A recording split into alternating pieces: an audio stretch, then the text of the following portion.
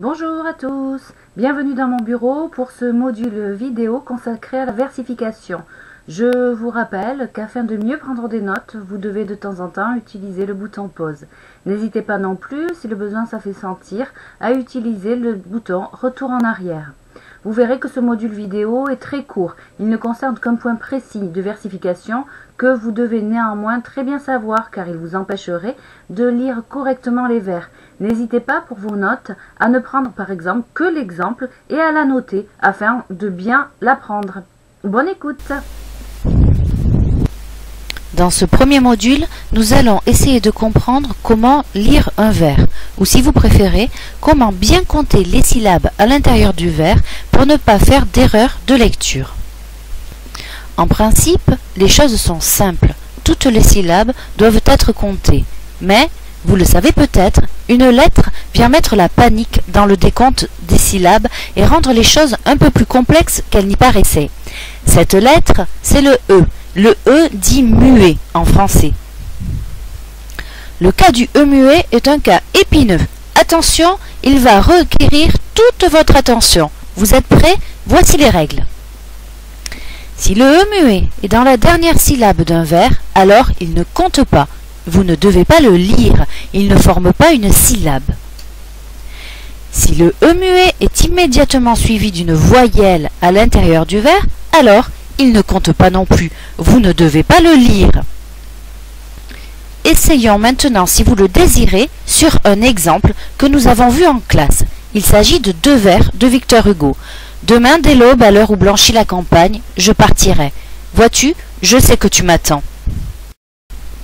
Analysons, si vous le voulez bien, ce premier vers. Regardez ce qui s'y passe. On compte ici 3 E muets. 1, 2, 3. Vous les voyez écrits en rouge.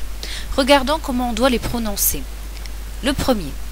Le premier est le E muet de aube et il est suivi de la lettre A. Cette lettre est une voyelle, donc le E muet ne compte pas, il va s'unir au A.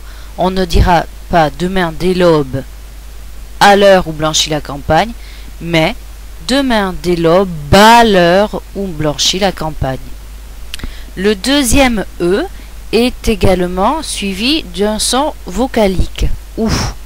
Ainsi, il sera uni à lui. On ne dira pas demain dès l'aube à l'heure où blanchit la campagne, mais demain dès l'aube à l'heure où blanchit la campagne. Ici, roux ne forme qu'une seule syllabe. Enfin, le dernier E, lui, est en fin de vers, ce qui rend la chose un peu plus facile. Il ne faut pas se poser de questions et tout simplement le supprimer. Voyons ce que cela donne, si vous le voulez bien, au niveau du décompte des syllabes. Première syllabe, 2.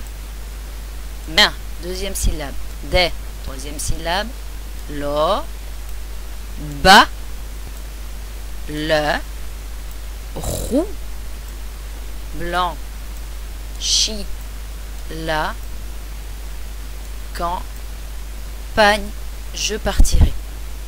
Et vous avez ainsi vos 12 syllabes. 1, 2, 3, 4, 5, 6, 7, 8, 9, 10, 11, 12. Et voilà, ce premier module sur la versification est terminé.